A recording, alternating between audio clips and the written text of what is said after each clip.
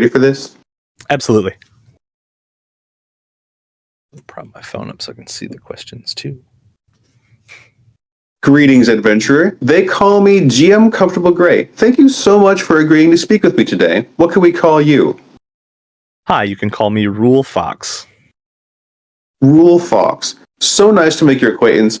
I have only a little bit of experience with your channel so far, but you're making good TTRPG content, good advice, nice kindness. You're I think a wonderful part of the community, uplifting other people. What inspired you to start expressing your true self in this way? Thanks so much. I'm really glad you're enjoying it. What inspired me the most was honestly my wife. My wife has been for the past couple of years trying to do some like community outreach, and we've been doing some things like that. And I was trying to think of ways that I could do similar vein things, and I had just recently at the time hit about 1,000 followers, so I was like, hey, I can do like lives and I can do things, I can reach more people, so why don't I try to bring some people up with me and shout out people that I really enjoy their content. And I started out doing mostly people that had small following, but this past few series I've done for like uplifting content, I'm just doing anybody, because even bigger creators deserve a little uplift every now and then. I'm usually pretty shy about reaching out to bigger creators. I don't want them to feel like I'm just clout chasing or anything. But yeah, I feel like the phrase I use is the rising tide lifts all boats. We all benefit if the entire community is healthier. And the more interconnected we are, the more games we get to play, basically. 100%. That is a sound philosophy, and really how it works. The more people you know in the TTRPG space, that's just more players, more GMs, more writers. It's just the more we all know each other, the more games we'll all get to play. More play testers. What are you playing right now? Oh man, I'm playing 5e because that's what I mostly run. I've been playing some Mork Soul and some Cyborg style games, some of those Morky games. My friends just released a supplement for their game that they've been playtesting. I'm real excited to try it out. I got to play Fabula Ultima recently, and that was a really, really good experience. I'm a big JRPG guy, so that's like my bread and butter, and it was a really, really good system. I can't wait to dive in more once the hardback covers come out. Hey, nice. Yeah, Fabula Ultima is a really beautiful system. I think it's also a really well put together quick start adventure. I don't know, did you start playing, or did you do something else? We played the quick start. It was with Voices in the Dungeon. Actually ran it. He gathered a little group out of one of the servers we're mutuals in. I was like, hey, do you want to play this? So I was like, absolutely, please. I've been dying to try Fabula Ultima. Sweet. So, as a big JRPG guy, you feel like it catches the vibe? Oh, absolutely. It is... Honestly, the framework of it is like a masterclass in JRPG writing. Like you should play this game if you're thinking about writing a JRPG video game, because it will help you plan your story beats in like an excellent way to like bring it forward. Of course, there's more shit that goes into like designing a video game, but I think as far as a story aspect goes, I think it's a really good framework. It truly is. So we're already of such like minds, loving Fabula Ultima. What did you use to play it? Was it with another person online? So I assume it was a VTT? Mm-hmm. Yeah, we used Foundry VTT. It was really, really nice. They have a... I can't remember the publisher of it, but they have like license all kinds of like sprite art and like have like a specific Fabula Ultima like module in Foundry, and it all looked so nice. All the art was crisp and clear. The sprite work was like some of the best I've seen outside of like the actual video game industry. It just looked really good. All the music. The music was perfect, absolutely perfect for the vibe that it was putting off. That's something I don't hear people talking about very much. Is that Fabula Ultima actually has a soundtrack, so Mhm. people can purchase that and just throw that in, and it does absolutely bring you into that world. Especially all the boss fight songs, they rip so hard that I heard it come on and I was like, yeah, yeah, yeah, yeah, we're fighting a boss, we're fighting a boss. You knew it. Well, how did you get started playing TTRPGs? So I got started a little late, actually. I was working at a movie theater, and all of my really close friends, even today, were working at this theater. This new guy started, and his name was Jeff, and he was like, "Hey, do you want to try D&D?" And it was something I was kind of like tertiary, like associated with, because I'm a nerd. I like video games and RPGs and board games, but I had never played D&D, so I was like, yeah, let's give it a shot. And we played just 4 sessions, and then Jeff moved away. And I got the itch, and I simply needed to play more. I could not help myself, so I started looking on all the websites to try to find a game and like to just find content, and I found actual plays. I started out with the Adventure Zone. The McElroys are so deeply close to my heart, all being West Virginia and Ohio boys themselves. And then I found my first game that I've still play to this day. Roughly 8 years later, on Tumblr of all things, somebody was posted up on Tumblr and said they were looking for another player, and I met some of the closest friends I've had. That's wonderful. Yeah. My friends through gaming, same thing. The closest people in my life. I don't know if it's just the greatest way to get started or the greatest way to solidify that friendship, because we learn so more about each other through an hour of play than through an hour of talking. Mm-hmm. Absolutely. There's just pieces of you that come out, especially during like role play and like in your character decisions, that aren't like things you would even think to share with a person, in regular conversation. That's so true. Well, what was the pipeline for you going from player to game master? The pipeline was so short. It was my DM of that 8 year running campaign needed a break. We'd just finished an arc, and she was like, "Hey, we're gonna have to take a few weeks off so that I can write some more." And I was like, "No, I don't want to take a break. I'll run some stuff. I have ideas." I just started doing it, and then it has just snowballed and snowballed and snowballed. I've run at conventions, I've run at game stores, I run professionally on Start Playing. I literally, I was telling my wife, literally, if I could every moment of the day be playing D&D, aside from the time that I need to spend with her and with my like family, I would be doing it. If I could not have a job and simply play D&D all day, it would be the thing that I do. I can totally empathize with that for sure. It's when it comes to game prep, we're not talking about the day of the game. I want to know what your game prep is like between sessions. Okay. Between sessions, I usually try to spread it out, because I run all of my games monthly now. I found that trying to keep a group together weekly is just hard, because that is a commitment of time that some people can't always commit to, myself included. So I give myself a big swath of time to prep, and I'll usually sit down, for an hour once a week between games, and just do a little prep here. If I need to write something, I'll sit down and I'll do a draft of like all my ideas, scratch out all the ones that I don't like, and then do any encounter building or like random table making that I need to do. But yeah, I usually do about an hour a week per game. So right now, 4 hours a week for prep. That's a really good pace. You know what you're looking. You've got these ideas. You get them out, and I totally get it as far as games per week.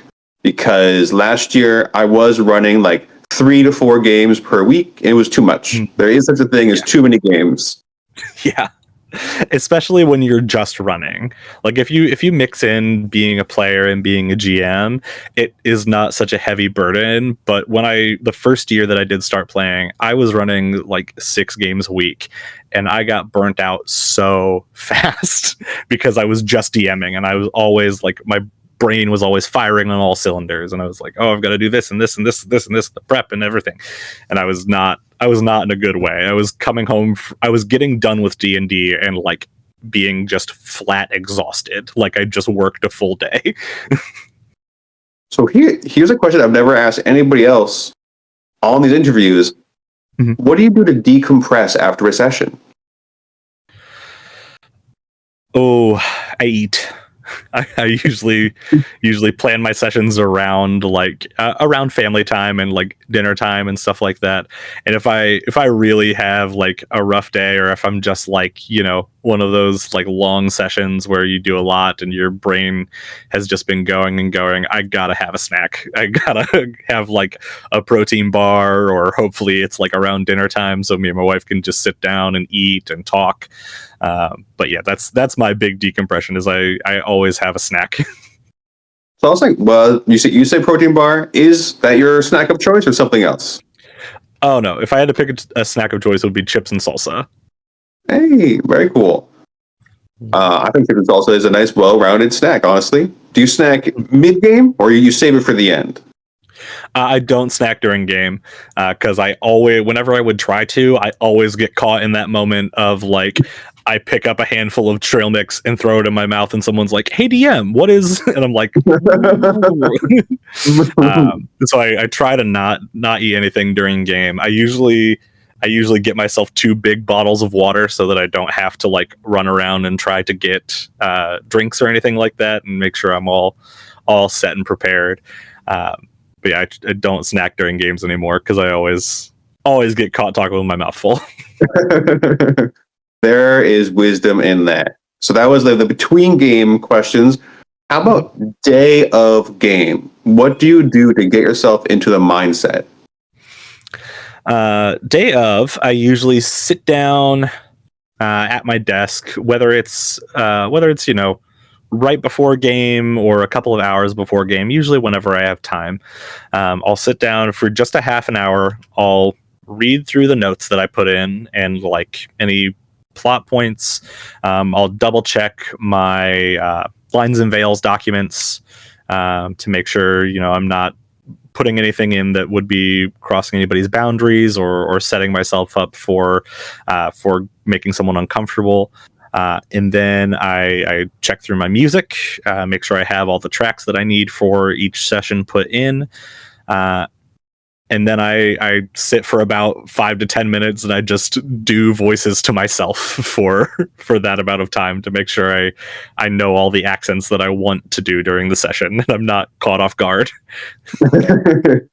Nice. I think it's interesting the way different people approach recording the voice, like to know what the voice is for different characters. How do you connect a voice to a name? I usually just try to remember. I'm in terms of like playing notes and like in-game notes and stuff like that. I'm an awful note taker. Absolutely aghast at it. So I just try to remember. So sometimes I'll get caught up in doing like a voice and they'll be like, "Oh wait, that wasn't that guy's voice. Give me a second," and then I'll like recalibrate myself and do it. So then you just feel it, like somewhere in there, you know it is or isn't right.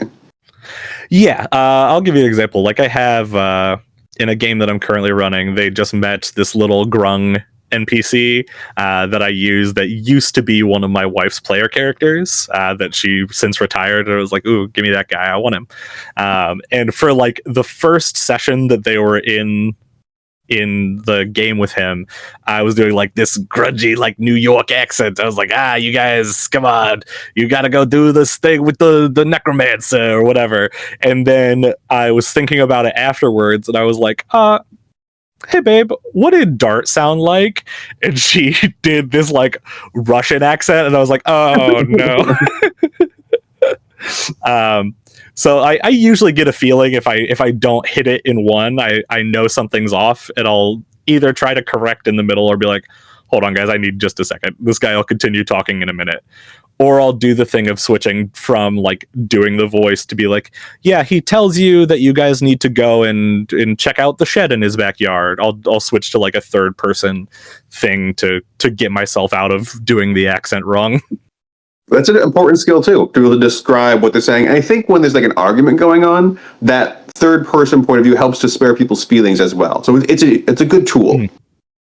Oh yeah, absolutely. So it sounds like you're doing a lot of VTTs lately. Mm-hmm. You started in person with your friend of the movie theater. What VTT are you using? I use Roll20. Because it's kind of what I saddled myself to early on. And now I am, not that I dislike it. This is not like a statement about wishing I could move on to something else. I am like sunk cost fallacy stuck into it because I've purchased all of the books that I own, like all the physical books I also own on Roll20, as well as like art assets and I pay for a license for music so that I don't have to use like royalty free music, and it's all through Roll20. So I'm stuck with it, but I do like it, and I think it's a very useful tool. I had another thought about it, but I have lost it. That's okay. Roll20 is good. To me, it's one of the originals. It's only gotten better. I have nothing bad to say about Roll20, especially if somebody's just trying to get in, because there is a free option. Roll20 is a great place. Absolutely. And then once you, like you say, you subscribe for anything, it really does just open the doors. The floodgates come in, and you can do so much more with it. That's an easy way to play. So many of the character sheets are built in pretty solidly. I think it's one of the big strengths of it. And also that people can access the sheets when the server's down. Like, you don't need to be there. You don't need to have it going all the time. That's my only complaint about Foundry, which is my go-to. Mm-hmm. That's fair. That would be like, I don't even want to say irritating. It would just be super inconvenient because, running games professionally, I so often get times where like I'm at work and I'll get the email, someone joined your adventure. And I'm like, oh man, I want to get them into the game as fast as possible. I need to make sure their character's set up. If we're like, people have joined my game like hours before it starts.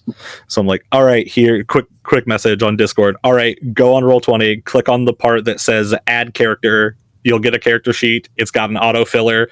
Do that. And then later when I have time, we can go over it and make sure it's filled out right.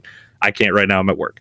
And that has been a godsend for me because literally sometimes it'll be like 2 hours before the end of my shift and someone's like, hey, how do I do this? Or I need to get in the game. Is the server ready? I'm like, oh, you don't need a server. Just log on. Just do it. Right? A lot of strength for Roll20. I will never disparage it, even if I don't use it as a game master. But you've also used Founder as a player, so you know that every VTT has its strengths and weaknesses. Mm-hmm.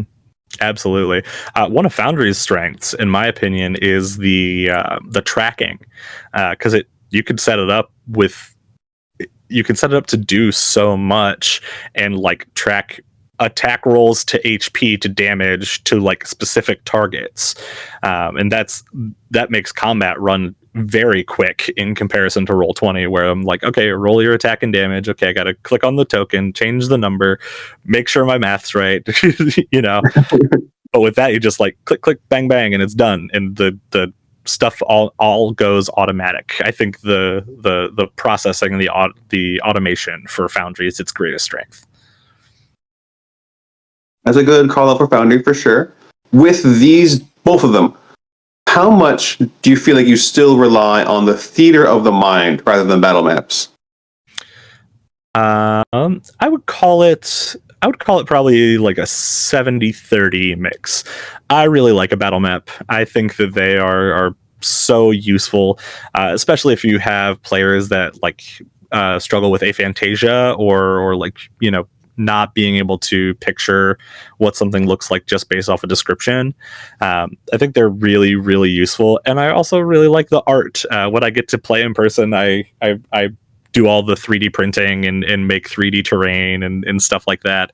I really like the maps, but I know that theater of the mind is a useful skill to like know how to do, because you have to describe things, and I try not to do maps unless it is combat.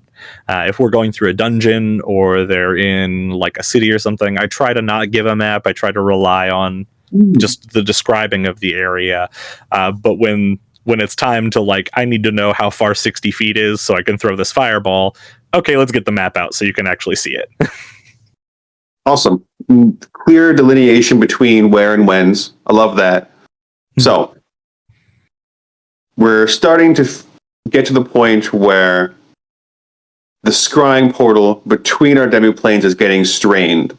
So let's bring it back to the real world a little bit. You're in one corner of the world. Do you feel comfortable revealing about where you are? Yeah, I mean, I live in Ohio. I won't tell the like city or anything like that, but I do live in the great state of Ohio. Would you like to highlight any of your favorite gems around you? Yeah, absolutely. There's a taco place in a city called Canton.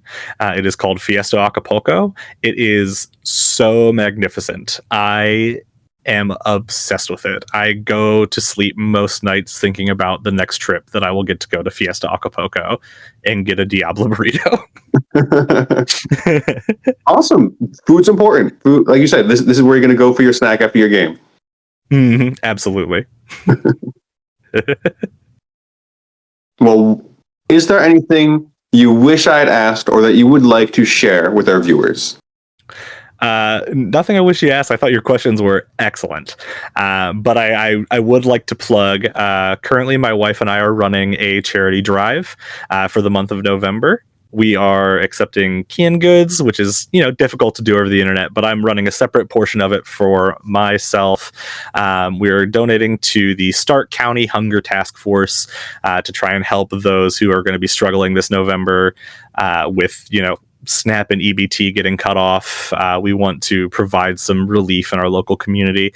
So I have a donate link in my TikTok bio. If you donate, you can DM me or email me your receipt, and you get entered into a chance for a giveaway. I'm going to be giving away dice and TTRPG books.